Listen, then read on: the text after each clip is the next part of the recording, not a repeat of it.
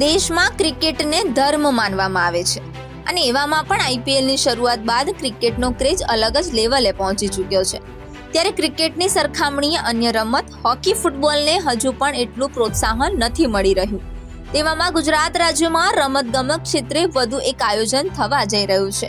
Gujarat state football association દ્વારા Gujarat super league season 2ની શરૂઆત થવા જઈ રહી છે. રાજ્યમાં ફૂટબોલ ખેલાડીઓ અને તેમની ક્ષમતા વધારવા આયોજન કરવામાં આવ્યું છે. અમદાવાદના કાંકરિયામાં ફૂટબોલ ગ્રાઉન્ડ ખાતે 1 થી 13 મે સુધી ગુજરાત સુપર લીગ સિઝન 2ની શરૂઆત થવાની છે, જેમાં 6 વિવિધ ટીમો ભાગ લેવાની છે.